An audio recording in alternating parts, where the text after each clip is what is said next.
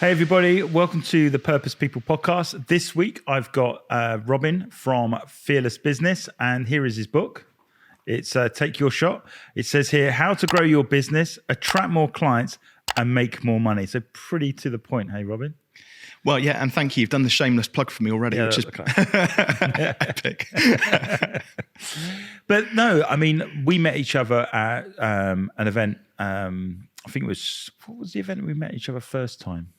It's through SWAT. Yeah, SWAT. Yeah, SWAT. So we meet, a whole load of people meet in Stroud once a month, which is great. I met Robin, and then Robin kindly asked me to speak at an event called Stroud Fest. Stroudnet. Yeah. And absolutely loved it. Really good. But I was fascinated with you and your business and the way that you help people charge the money that they're actually worth. And ultimately, it's great doing life on purpose, but it's even better if you get paid for it, right? So just introduce yourself. I mean, I've given a bit of a background on what you do, but just give us a bit of background for, your company and what you do. Yeah, so Fearless Business, it's actually the name of the business came from a speaking event, which I was doing a workshop in front of about 50 people. And I made this one statement. I said, people in business need to fear the things in business ever so slightly less that stop them from achieving their goals. And my mate just stood up and he went, well, you know him, Adam, because I think he was on the podcast recently. He stood up and he pointed at me and he went, Fearless Business. And that became the name of the brand. And the whole concept behind it is that, out there in the real world, in the plains of Africa, people have to walk 10 miles to go and get their water, don't they? And, you could get eaten by a hippo or a crocodile or something. And actually in business, in most, in sort of civilized, Western cultures, there's nothing really to be afraid of except for you might lose a bit of money or you might look a bit dumb. And so when it comes down to things like pricing, sales, marketing, people just basically overthink everything. It stops them from taking action. You mentioned just before we sort of hit the record button, about the 60-second pitch, and you have to go to a networking event. Think about how many people are actually afraid of standing up and speaking about themselves for 60 seconds. And the reality is, everybody really wants you to succeed when you stand up and speak. Yeah. Because ultimately you have a lesson or a message that that they want to hear because they're going to learn something from it. So why wouldn't they want to see you succeed? They've all got your back. So even standing up and doing something like that, there's nothing to be afraid of. Yeah, it's an interesting one because, for me, we were sharing again. Sorry, guys, we were having a really good conversation before we started. So we're just hoping that as we film, it's even more interesting. We're talking about time to speak because me and you are used to speaking to various different people in crowds. But for me, that stand up and give your 60-second pitch in the front of everybody or that 5-minute keynote talk are a lot harder than maybe having 40, 50 minutes to share your story and narrative. And I think I see a lot of people just don't do networking just because of that 60-second pitch. Oh, yeah. Well, and the breakfast, probably, I would imagine. Yeah, the service breakfast that everyone's sick of. Yeah, there's only so many sausages and beans and whatever you can have. But I think a lot of people are scared of pitching and realizing that we're all pitching every single day, aren't we? Yeah. From this podcast, for example, and being on social media and talking to people, we're pitching. It's just being conscious of it and being intentional about the actions that we take. Yeah, there's a really great consultant based over in the States, a guy called Frank Kern, and he kind of falls into the realm of the grandfathers of internet marketing, right? Yeah. So there was a group of guys who all turned 50 they turned 20 roundabout when the internet started. So they're now all in their 50s, but they were able to pick up leads, for 10p a lead, years and years ago, and build up these vast lists. But Frank Kern's a very smart guy. During lockdown, he started doing a lot more videos on LinkedIn and things like that. And one of the things, I followed a lot of his stuff, but there was one message which stood out for me more than any of the others. And he said, the reason most business owners fail is because they don't put their offer out there. Now, most people, when they hear the word offer, they immediately think, oh, buy one, get one free, discounted beans down at Sainsbury's. But what Frank was talking about was more so about just telling people what it is that you do. Yeah. Concisely, succinctly, and then more important to that, tell them what they need to do next. As business owners, we make an assumption, right? So me as a business coach, the mistake I could make would be well, I'd assume that you know what a business coach does, what results you're going to get, what we're going to work on, how coaching works, all of those things. I could assume that you might know something about that because you're smart. Yeah. But the reality is, like, how I coach could be different to all of the hundreds of thousands of other coaches out there. Yeah. So Frank Kern is just like, well, rather than trying to sell people or market or be, tactical about it, he said, literally all you do is you just tell them, it's that age old like thing about story, tell them what you're going to do it, and then tell them what you did. Yeah. And so he said, business owners just need to say, well, actually, like, imagine when we met at Swap. Yeah. Imagine we had a nice chat, and then neither of us bothered to sort of think about what the next, step was going to be. Yeah. But actually we said, well, that thing, Robin, that you said about pricing, or that thing, Daryl, that you said about, story and brand, I found that really interesting. Should we have another conversation? Yeah, yeah. You need to instruct people what is the next step to take. Otherwise, they won't take it. Yeah, and I think the more you do networking and when you get a feel for it and doing it the right way, you realize that there are opportunities all around the conversations that you have. And for me, it's like a lot of people end up in those rooms but don't maximize that time. They eat the breakfast and go, oh, now I'm going to have to go running for 2 hours to work it off. I've got a load of business cards of people that I don't know. And their fears of who they are as an individual, they don't want to talk to 7 strangers. And listen to the language, though, that you use there. Mm-hmm. I. And the reality is, like, if you want to connect with people, you've got to make it more about them. Yeah. Basically, otherwise, because again, like when fear kicks in, so fear, perfectly normal response, like natural response to some new information which comes in. It doesn't have to be lions or tigers or anything like that. Just anything new, which, new piece of information which comes into your mind. So again, if you go to a networking meeting and you're not familiar with the venue, you're not familiar with the host or the people there, or what the format is or things like that, naturally that fear is going to crop up. But all fear is a sign. Yep. That your body's like, oh, a bit unsure about this. And at that point, fight, flight, or freeze kicks in. Yeah. It's, again, all natural responses. But again, they're not really that valid in the business world. Because again, everybody is supportive. They all want to see each other succeed. But most business owners or people just generally go inward at that point. But to like self-preservation, they make it all about themselves. Yeah. But imagine, right, you've got a really strong, powerful story to tell, which you have. Yeah, Daryl, like with humans. I mean, it's like remarkable what you're doing there with all of your projects. Yeah. But imagine if I'm so scared I don't ask you about that. Again, it's about that invitation, right? Yeah. We're not going to connect. Exactly. So it has to be about the other person. And the beautiful thing about that is the moment you make it about the other person, it's not about you anymore. Exactly. And the fear just drifts away because it's not at the top of your mind. You're not thinking about it. Yeah. And it takes practice. That's all it comes down to. Yeah, I mean, there's that thing in networking, isn't it? I don't know what I'm going to say. And you say, well, just get them talking about themselves because that's their favorite subject or the subject they like talking about the most. And I think for me, it's that thing I call is empathy. Empathy is a superpower. And if you can enter the room with empathy, realizing that you might be been doing networking 10 years, but there's somebody in that room that's probably doing it for the first or second time. And they might be the person that you're looking for to elevate your business to the next level. And it's having that perspective to look at the people that maybe aren't the ones at the front giving all the rah-rah. It's more, well, who can I help today? Almost going with that sense of giving rather than taking. And I think if you go with the mindset of giving, then the empathy kicks in. And then how you add value is fine. And that's why we, with the SWOT stuff, we're not going there with our business cards to sell or anything, are we? We're just there hanging out and chatting and having natural conversations that have led to, connecting with one another online, reading each other's books, all that sort of stuff.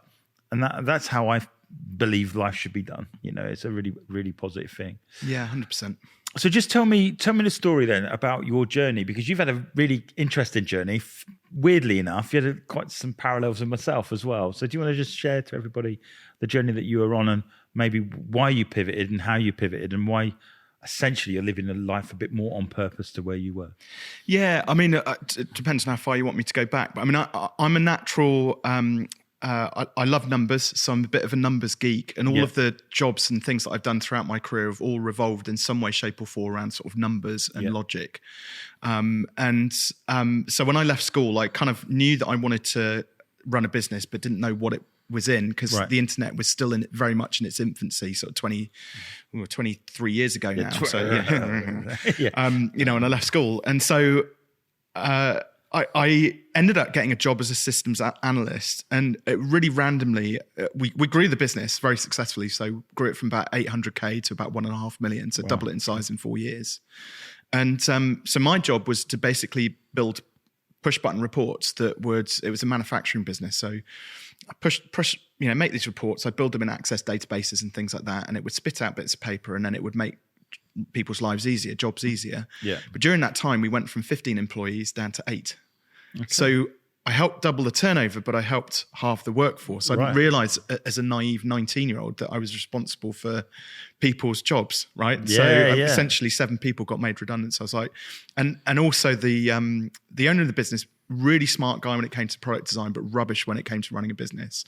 Yeah. So I was like, I reckon I could do this better. So set up a marketing agency doing web design and branding. I had a little hiatus actually in between times. This is quite fun. Go on. What did you do? So I ended up doing like a side hustle, because they weren't paying me enough money in this business, right? So I did a side hustle selling laptops. But you have to like think about tablets as we know them in this day and age, right? So imagine tablets, what they might have been like 20 years ago. So these things, they were like laptops, but you could twizzle the screen around, pop it down, and you had a tablet. Right? I used to sell them onto construction sites, but I bought them in for like 500 quid, and I would be selling them on for about $5,000. So it's a 10x markup. It was ridiculous. Oh my gosh. And then I did that for about 4 months, made about 40 grand. And then all of a sudden the bubble burst, and they were being sold everywhere on eBay, because obviously they were quite novel. They're the sorts of things you could drop off a 9-story building and they would literally just bounce. They were just really solid things. Yeah. So I made a load of money on that, but then I took that money and then invested it into the marketing agency, which I set up, because I was like, right, I've got a bit of a buffer now. I can take a little bit of a punt, you know, and give it a shot. And actually one of the people who got made redundant at the previous business, he ended up being my business partner. Okay. So he was doing the product design, the actual technical drawings on CAD and things like that.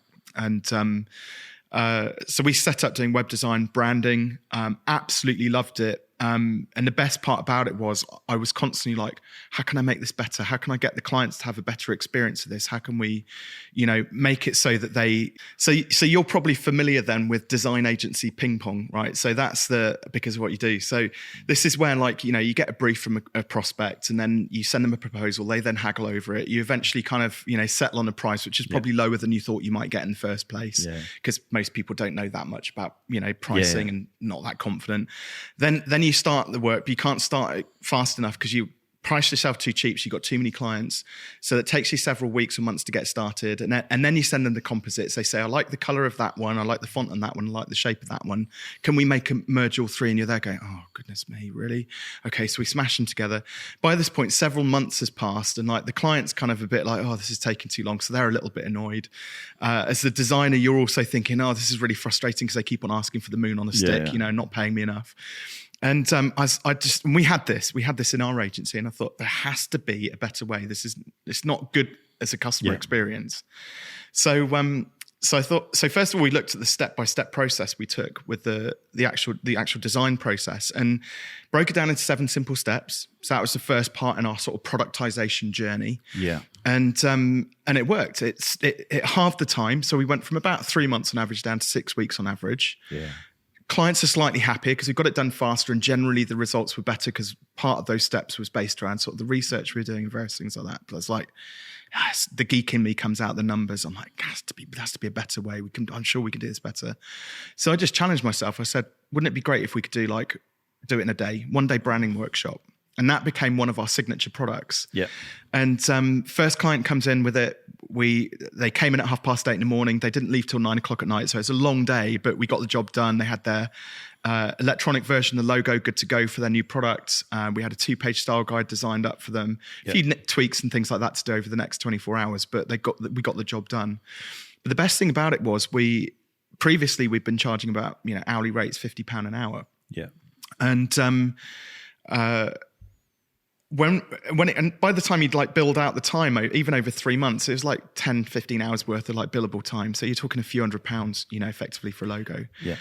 But with the branding workshops, we had to book a designer and we had to get it done in a pre-specified amount of time. And so the first person just so happened who booked one said, well, I need this. I've got a product launch next week. Could you do this on Thursday? I was like, well, yeah, but it's going to cost you. And so we charged him 1,500 quid for that. And he said, yes. He paid the money by the end of the day. Yeah. Like in advance of the workshop, which was unheard of in like the design space. And it's like kind of mind blown at that point. It's like, that's my first big pricing lesson.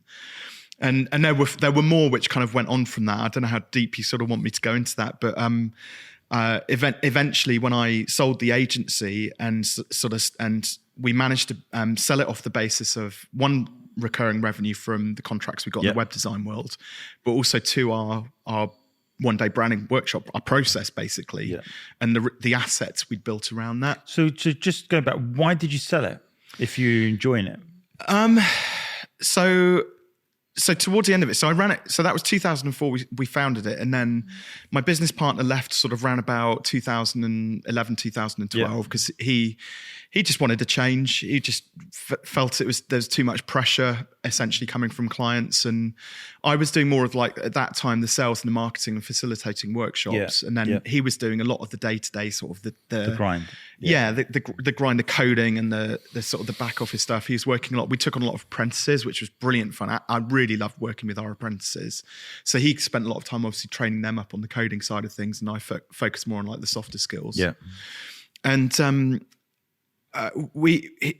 it got to about so my first daughter arrived in 2013, and then I eventually sold it in 2016. But 2015, a couple of things happened. So I had a small team of 4 people. We had about 120 odd clients, and it just got to a point where I was pulling all-nighters and managing the team, and and I couldn't I couldn't figure another way out of it. I wasn't into, as I'd started sort of on the self-development, personal development journey. So I was starting to learn more about business and myself and stuff like that. But I couldn't figure out how to get out of this. How do I not work on the evenings? And we were about, it's a bit funny enough, actually, the story revolves around a local landmark around here, actually. So it's quite pivotal. One morning I was out cycling with my buddies, so I cycle with Stroud Valley Velos, and we went down Froster Hill. I don't know if you know, but it's a local categorized climb. It's the only one in the local area. Coming down it, and I hit 52.5 miles an hour on my push bike, right? And at the bottom of the hill, I just broke down, just started crying. Wow. And I remember my cycling buddies I just kind of waved them off. I didn't want to make a scene or a fuss, but kind of sent them on the way, and they went back to the cafe. And then I ended up not for necessary, it wasn't planned as such, it was just a quiet spot, but next to a railway line. And then all of a sudden a train went flying past me. And you know, and you have those moments where you're just like, finally, I get it. Because I kind of thought, I had this fleeting, I was never going to do anything. I wasn't going to jump in front of that train. So just to make it clear. Yeah, of course, yeah. But I had that fleeting thought of, well, if I'm not going to do something silly like that, what am I going to do? Yeah.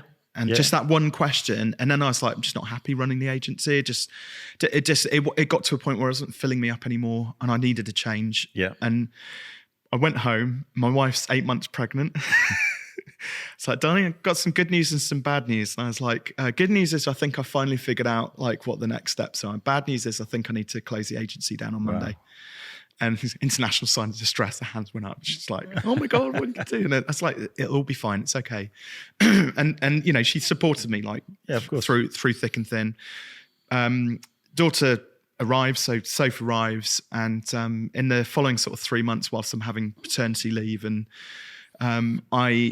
I got approached. So I'd already somebody heard that I just shut the agent. I literally went in on Monday and sent the guys home. I was just like, that's it, guys. You'll get paid up to the end of the month. I'm really sorry. They couldn't have been more supportive as well. They were absolutely brilliant. They're like, well, we kind of knew that something was kind of happening. You know, we'll support you. Don't worry. And in that sort of month in the run up, news got out that basically shutting the agency down. Somebody came along with a decent offer to buy the customer list, and I was like, cool, job done. So that wasn't too arduous. But then I was like, what am I going to do? So I also got a couple of people approach me and said, well, we heard you got an offer on your agency. Do you think, no, other agency owners, do you think you could help us grow our agency and sell it? I was like, okay, yeah. How does this work? Well, you buy me a coffee and we talk about it and see what happens. Okay. It's kind of just winged it to start off with. But gradually over the course of those 3 months and a few coffees, I started to realize there was a pattern to what I was sort of teaching people about. It's like, well, you need a signature product, like a one-day branding workshop, like a hero product. Yeah. You need to have like a really strong brand and like, you know, good local advertising around you in terms of like Google My Business and this sort of thing. You need to make sure you got some goals set, that you got some, you know, good solid recurring revenue coming in. You're not just sell, and deliver, sell. I call that the sales cycle of doom. You're not just doing the sales cycle of doom, but you're building some sustainable recurring revenue because people want to, you know, that's what they want to buy. So I started to realize, I've got a framework, I've got a structure here, because I was having the same conversations. And then that became the basis for the coaching program. You know, and gradually I had little diagrams that I would create for each one of the frameworks that I was coaching people around.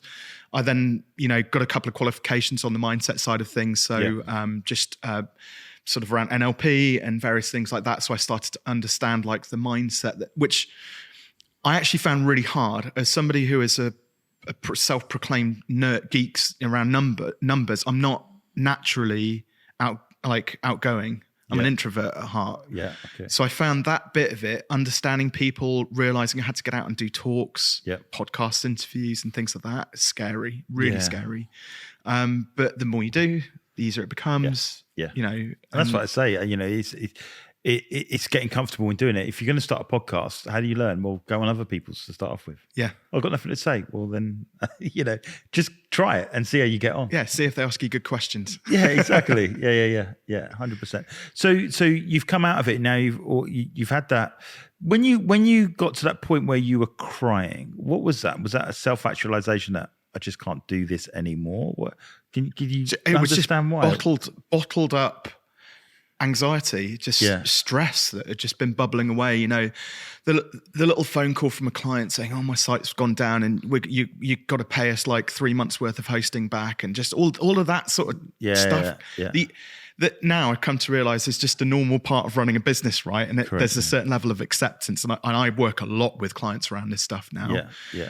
But I don't think I'd be, if I hadn't have experienced that myself, I don't think I'd be as good a coach as 100%. I am now. Yeah. But it was, and there was one particular conversation where I remember this guy walked into the office, and I was starting to get off the back of the branding workshops, getting more confident around strategy and that sort of thing, but just being a bit more bullish during the sales conversations. And he came in, he ran a local, very successful local mechanics, so doing MOT servicing, you know, exhaust and tires and that sort of thing.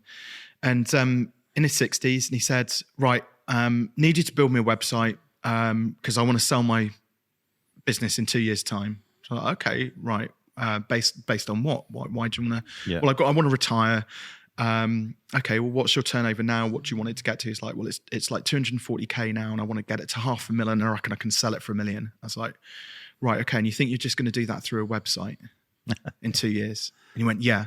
I said, okay, do you go bear with me? Let me run you through the numbers. And I was like, how much is the average customer worth to you? And I don't know. This doesn't matter. Just, you know, and he's getting really agitated. So, and it's like, but we need to run through the numbers because I'm not just going to build you a website and then be responsible for it not working. Yeah.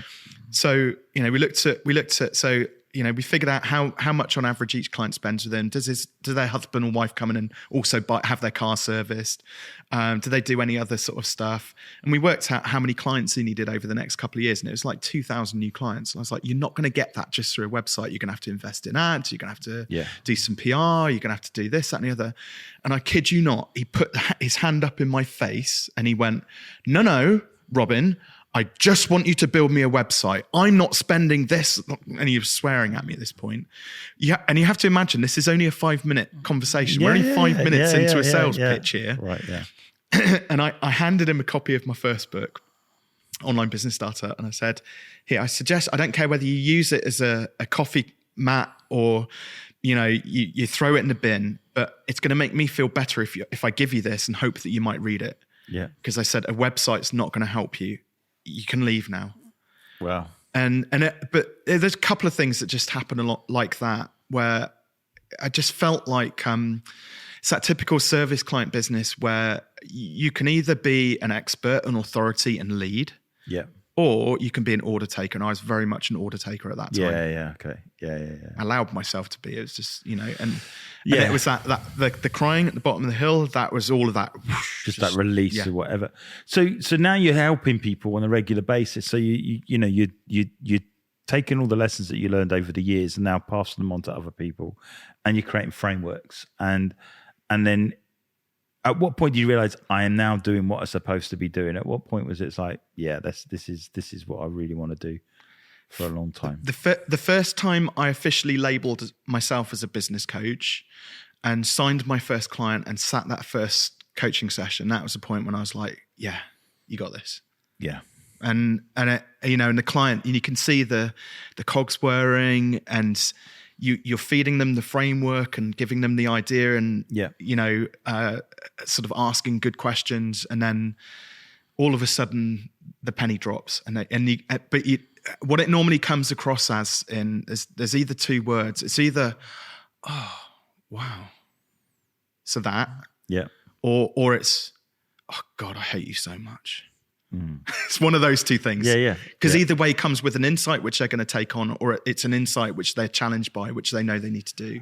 But the fact that they're in that room and they've given you permission to be in that room, you're going to get one or two reactions, but it's a safe space in order for them to embrace it. So what are there are a lot of businesses out there, and they're probably amazing businesses, but they're making regular mistakes.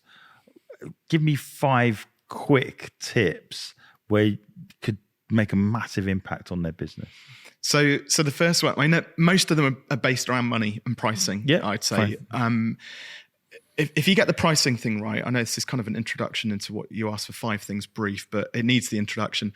Pricing, if you price yourself well enough, strong enough, so that economically, like however many clients you take on for whatever you sell it at, economically it stacks up for your business. And you're pushing out a healthy profit margin, like 25, 30% plus. You can see the impact of that within 30 days. Because the money trickles down through the profit and loss, and next time you run your P&L at the end of the month, you're like, oh, made some money this month. But common sort of mistakes around that. So the first one is comparing themselves to other people. So I recommend anybody starting up a business should go and look at their competitors to see what they're up to, because you could learn something. But the mistake is assuming that they actually know what they're doing.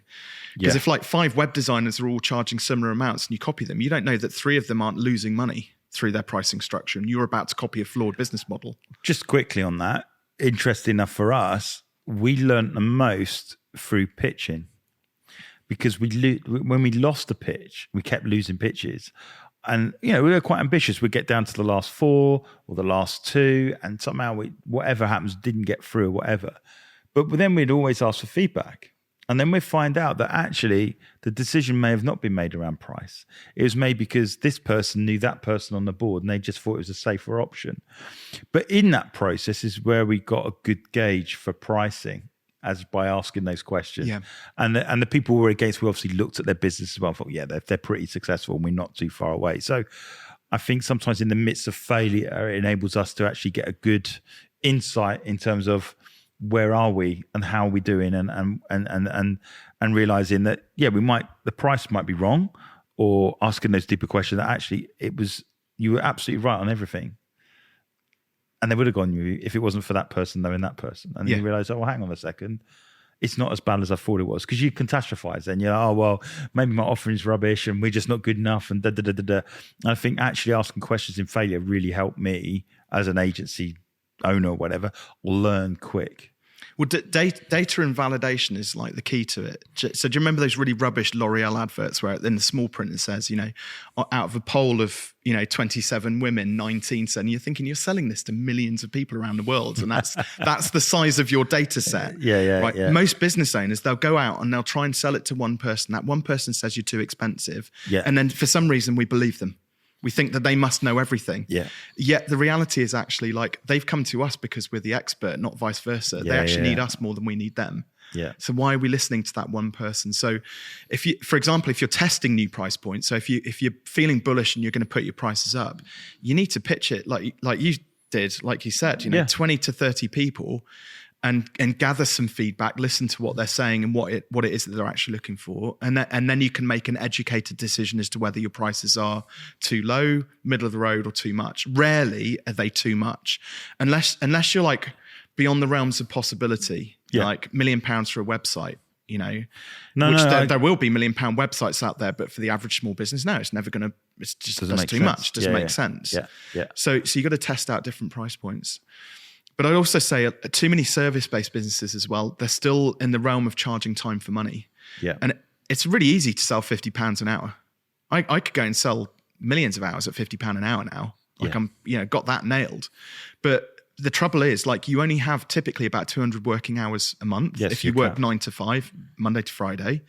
Most business owners work longer than that because they also have to factor in sales, marketing, accounting, the rest of it, everything else, admin.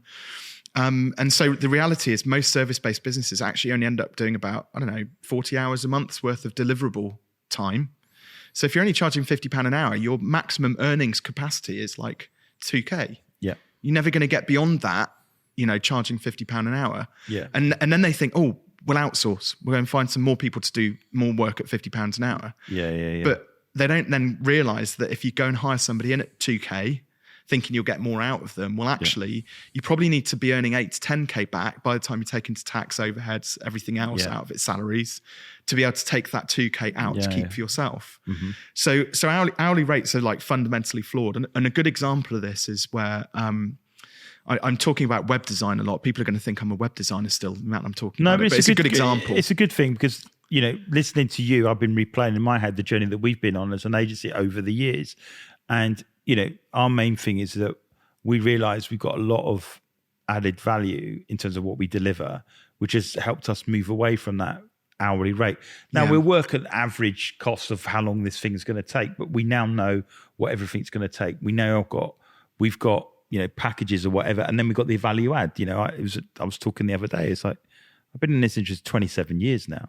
So of course you're going to pay more for me being in the room with 27 years experience as opposed to someone with 5. Now, someone with 5 will come up with some great stuff, but someone with 27 years, if they know what they're talking about, are probably going to come up with stuff that is better. So it's worth paying that extra money for that. And that's the authority piece. And I think it's learning to have that confidence. And I think that's where we've gone on a journey where we've got more confident in what we're delivering and who we are and how we do it. So we're definitely more value-based pricing as opposed to with the hourly, and we use the hourly rate thing when we're, as you said, when you're trying to get a feel for new products. So like we're moving into the areas of 3D and stuff like that. That helps us work a general thing. But then if we've done experienced stuff, like we've done stuff for some bigger brands, then obviously not everyone's done that. So we can do the value-based pricing. The value proposition side of things is interesting because you got the triangle, the time, quality, cost triangle.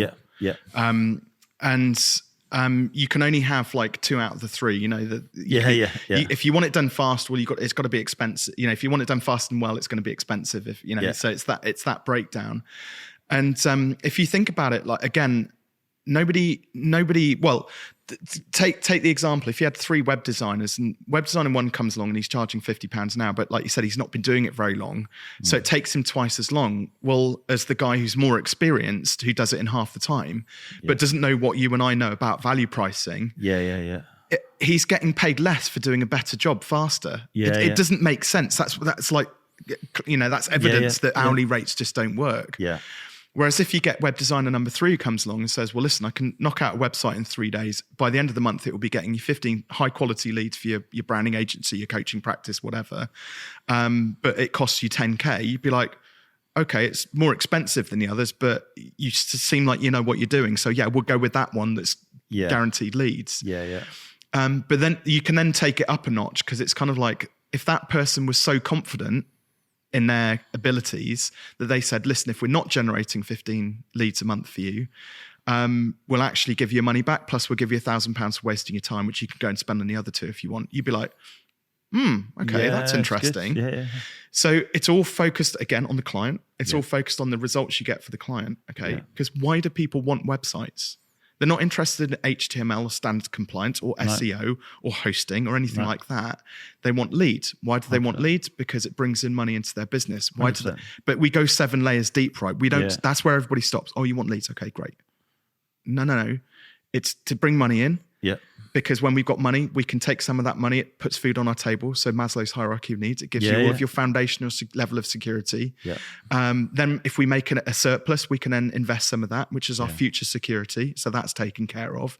And so I can sleep well at night. So we're not even selling HTML or leads or money. We're selling helping people to sleep well at night. Yeah, exactly. But most service-based businesses, the biggest mistake is they don't dig that deep into it, because they're so focused on themselves and putting food on their own table. And I think the thing that we've realised, certainly and being more experienced in business, is that we've got our signature product, which is the Purpose Playbook, and in that we look at the business that they're actually running, and it's not like, as you said, it's like, well, if you do this, do this. And we were speaking to a company the other day. I won't give them away, but we worked out that they had a waiting list, and by actually turning that waiting list into monetizing that waiting list to give them priority, added 6 figures to their business like that without them doing anything else. And they hadn't seen it. So they're offering all this value, and we just gave it to them. So now I can confidently turn around and say, we've only been working with them a few weeks and we've added 6 figures to their business. Generally, that's what they're going to do. So it's an incredible thing, is that when you add some of your experience into and put yourself in the shoes of the business owner that you're going to service and add more value that way. It's not a website conversation. It's like, for us, a lot of the people that we're working with, it's about authority. Yeah. How do you establish them as an authority so they can demonstrate the ability that they deliver and have the confidence to charge what they need to charge? And I think the biggest thing which is in that journey is turning clients away if they're not willing to pay. It's hard when you first do it. Oh, so hard. I mean, it's like pricing, especially when it comes to increases, is all about mindset. Another good example I always use is one of my clients. They bought a shed business over in Gloucester, and they were just little put-up sheds that you put your bike in or your lawnmower or whatever at the end of the garden. But literally, they would sell a shed a day, and they were putting up a shed every single day. Sell a shed, put it up, sell a shed, put it up, sell a shed. Put it up. And when I met them, it was a husband and wife partnership, a couple of young kids, and I mean, they look haggard. Like, they were tired, and they were younger than me as well. So I was like, you shouldn't be this tired. What's going on? So we started to dig into it, and okay, it's a shed business, get that. And they're making some money, but it was just exhausting. And then they started talking about these garden studios. So this is pre-lockdown, when everybody now got into home offices. It's a few years ago. And I was like, gee, you could build those. And he went, well, I think we probably could do. Okay, well, I was like, well, why aren't you then? And I kid you not, they said, because we bought a shed business. And I was like, that's madness. Like, just because you've been doing one thing doesn't mean you can't start doing another thing. So we had that conversation. And then they were like, well, how do we sell these things? And I spent some time there, a forecourt with 15 sheds in it. And I said, just let me spend a morning with you, and I'll speak to some of your customers when they walk around, and we'll just see. And the first couple I spoke to, they were like, well, what we wanted was like a home office, but all we can see here is sheds. So I was like, evidence, right? So I dragged them into the thing, and I was like, right, we've got to knock down 3 of the sheds. We're going to build a home studio. We're going to show these people. So you've got to show people what you can do, right? We're going to show these people what we can do. And so knocked down the 3 sheds, and there was a few tears and tantrums over that, because he's still attached to his sheds. And within the first, they started building the thing. They hadn't even finished it. So in a week, and they still had the windows, doors, and the roof to go onto this thing. But people kept on walking around the forecourt going, what's that thing over there? Shiny. Oh, that looks nice. We want that. Because they started to put the cladding on stuff. And so he got 2 deposits in the first week. And these things were to a point whereby if you did the numbers on it, so for the same price as 30 sheds, you could build a garden studio. So same income, but it was 50% more profitable, and they could build one studio in a third of the time as 30 sheds. Wow. So you think of the economies of scale that you'd get out of that. And we got them to a point in the end where they were selling them for about 25K, so 10K more on top of that, because we were just running the numbers. Significantly more profit, and we got the build time down by another 5 days, because we started using SIPS panels and prefabricated, with all the cabling built in and all that sort of stuff. And they never look back. That's all they do now. They sell the sheds, but flat pack. So you can build your own shed if you want to. And towards the end of it was really weird, actually, because coaching's a funny one. People, you kind of have to let the client decide a little bit when they've got their desired outcome or result from coaching. It's and it's never. I've stopped playing the game of trying to predict like what the future lies when it comes to a coaching client, because it's down to the client really. But they were selling 2 a month, and I was like, right, we should really kick on. Like, now's the time. No, doing the coaching thing, you think, yeah, let's go for it. And they're like, actually, no, we're quite happy with 2 a month. We've never spent so much time with our kids. We're making more money than we could have ever dreamed of. This is the ideal business for us. We don't want to take any more people on because don't want the headache. Yeah. It's like, cool. But you've done your job. Yeah. And that's the thing. And I think the key point you made there is about showing, not selling. Yeah. That you actually were showing people what you're going to do. Creation itself, we can film and deliver podcasts, but we weren't showing people that we could do that. Hence, by doing it, we can do it. Yeah. It makes sense. We know how to distribute. We know, how to do reels. We know which reels work. So because we're doing what we're saying, I think sometimes we go into try and sell products that we haven't got the ability to show. Yeah. What we're actually doing. It's like, wouldn't it be great if we could, graphic design and set a book? Yeah. Well, how about writing one first yourself? Yeah. Do you know what I mean? And going on that journey. So that's what I've done. But all these things enable you then to establish yourself as an authority, to have confidence to go down the value-based pricing route. Yeah. Is that you can't write a book if you don't know what you're talking about. I mean, you could, but no one's going to read it. If you're on a podcast and you don't know what you're talking about, it's very obvious within the first 5 or 10 minutes this is a tough conversation, because there's just no depth to what we've got. And so by doing these extra things or adding value, it enables you to go, right, now we're not talking hourly rates anymore. Do you want some of that? Well, yeah. Okay. Well, let's show you how it does make more money for you. And interestingly enough, since you wrote the book, since you're doing podcasts or whatever, we won 3 out of 3 pitches. There you go. Because people do check you out, right? Well, yeah, but so familiar with Google 0 Moments of Truth? No. Have you come across that? So Google did a study. It started off as a white paper, then they turned into they did a book, and now there's a whole online library of learning resources, which they've created a knowledge library about basically data and people's buying behavior. So Google got a gazillion bits of data to kind of work with, and they came up with some statistics around how much engagement somebody needs to spend with your brand before they actually buy from you. And there's 3 key numbers, 7, 11, 4. So what they said was somebody needs to have spent 7 hours engaging with your brand across 11 different touch points. So like you said, the book, podcast, videos, brochures, you name it, and 4 different locations. So the locations are kind of defined loosely as being online, offline, traditional PR and media, and in person. And you think how much it takes actually to build up 7 hours of engagement with somebody. So fair enough, reading a book, it might take 2 or 3 or 4 hours or something like that, depending on how long it is. But imagine you just go to a networking meeting, hand over your business card, have a quick bit of chit chat, maybe meet for a coffee. Well, you've only ticked off about 30 minutes worth of engagement. Is it any wonder why people don't buy from you? Yeah. And then the people are scratching their head going, oh, why aren't they buying? Well, it's because you didn't engage them for long enough. You didn't give them any real value, like something of substance, of value to get their teeth into. It goes back to that relationship thing whereby I go to a networking event and I'm going there for me, and networking doesn't work. Why? Because you didn't talk to anyone, or you didn't want to continue the relationship beyond it. And it's the parallel I've got is the LinkedIn DMs. It's like people want to be dated before they're wed to an idea. Yeah. And we've still got these bad practices. Like we go to networking, we just get it done, or we just send you a DM and hopefully they're going to be. It takes work. It takes time. I tell you what, I get 20, 30, 40 of those messages a day, emails and LinkedIn messages.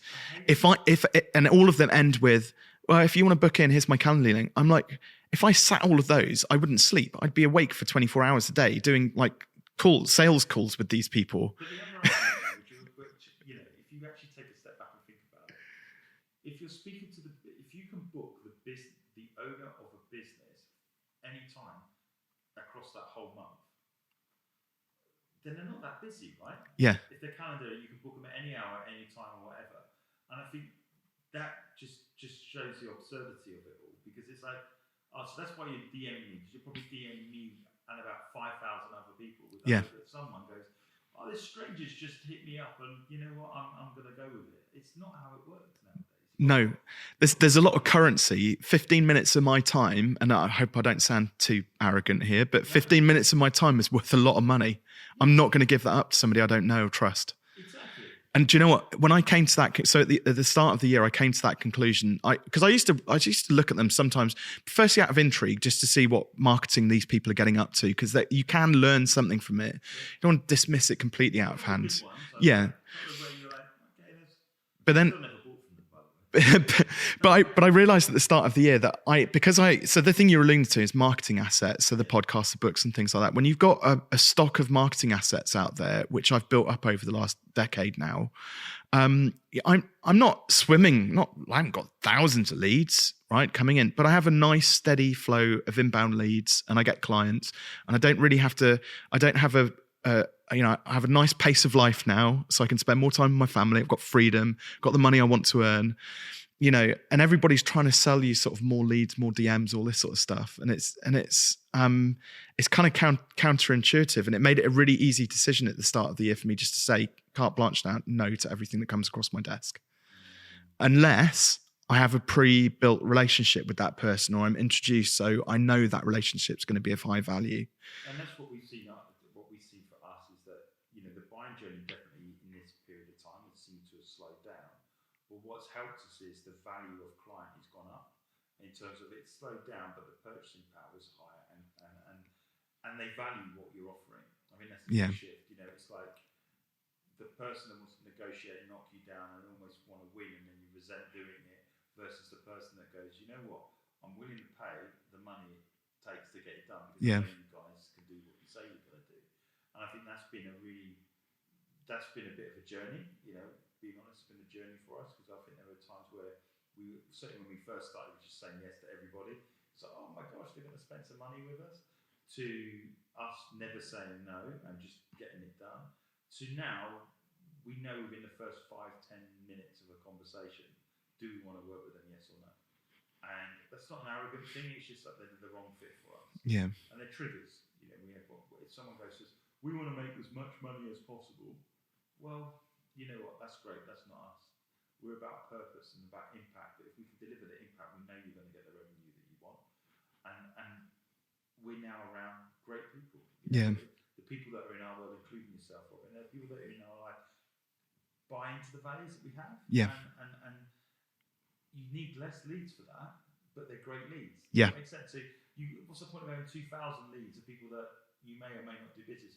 Why don't you have 100 of really good people that you would love to do work with any one of those? Yeah. Well, it's those the 3 clients you signed, I can guarantee that they knew a lot more about you than you probably realized during that, in that first conversation. Because it sounds to me like, if you built all those assets, I bet they probably have listened to your podcast, watched the videos, followed you for months, read the book, but got your referrals from somebody else, and reviews and things like that. So they were just really warm, and that they are the best clients to work with, easily the best clients.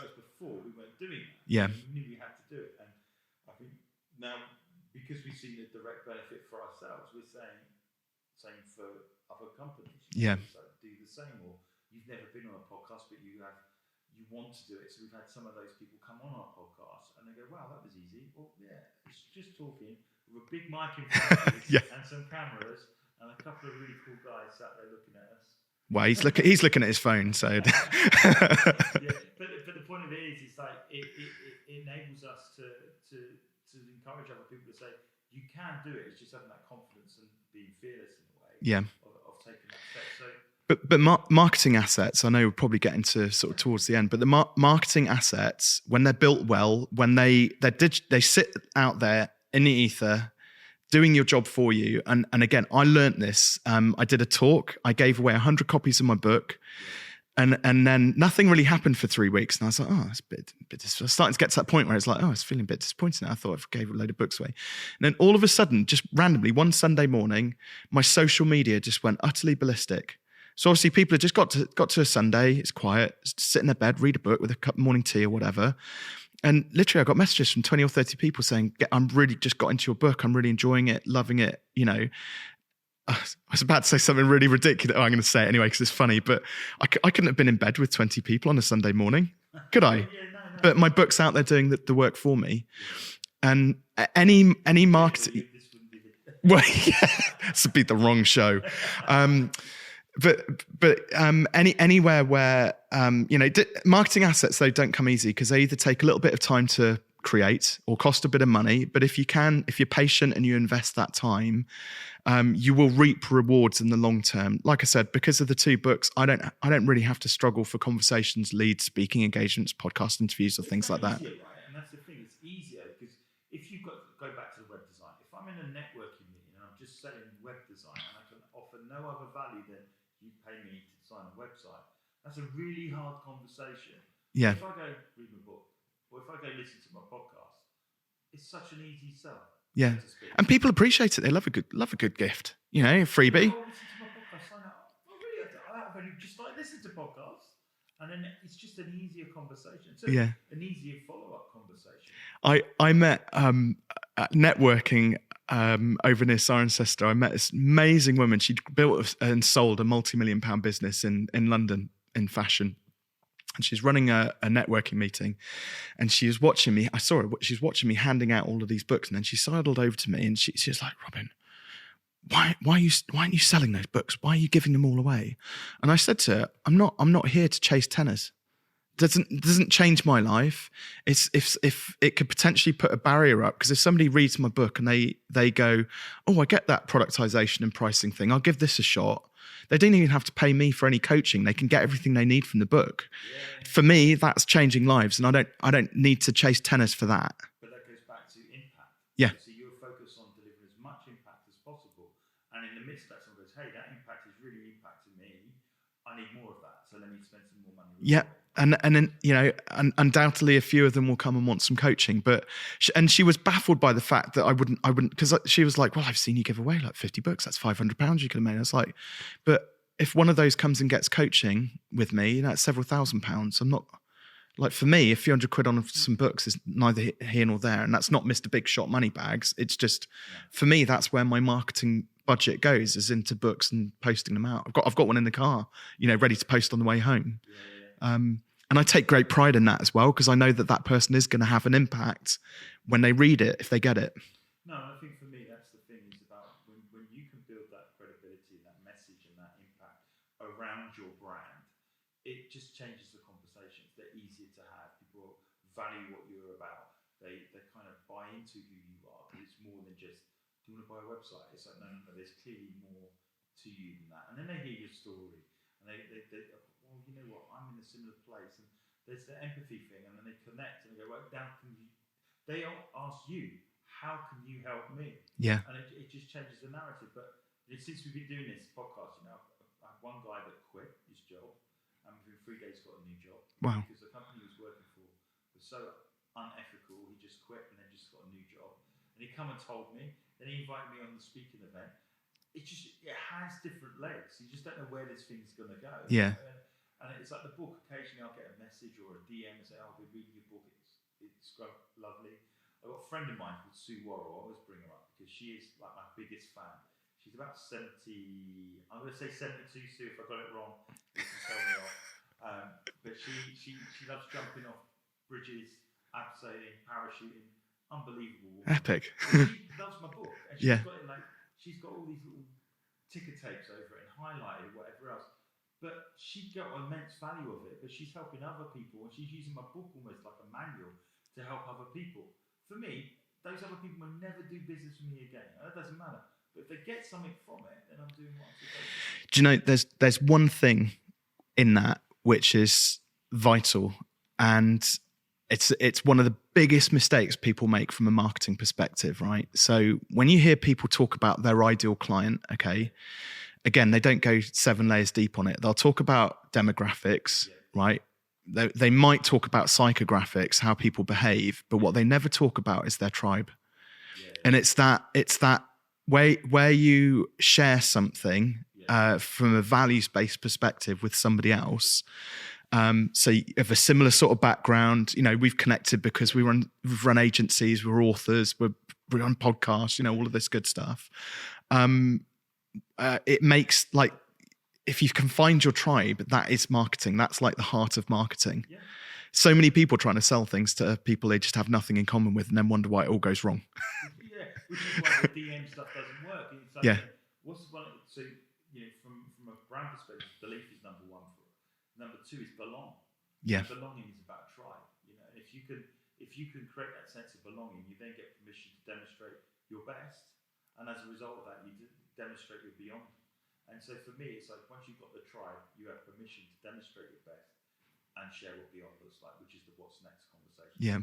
When you said that, I think that for me, the what's next is what anybody that's listening to this should always ask, or whoever they have in terms of client on board, is always being prepared to answer the question what next looks like. Because I don't think enough business owners realise, or they almost stop. So they build a website and that's it. And they never ask the what's next question. When actually they're going to need content. So that's what's next. Why do they need content? Well, because Google rank value. So if you're giving more value away using key search terms, that's what's next looks like. Okay. And you know all those blogs you got? Yeah. Well, you could turn them into an ebook. See, there's what's next, and I don't think enough people think that way. Is what's next with what they're creating or delivering or offering, where they can help.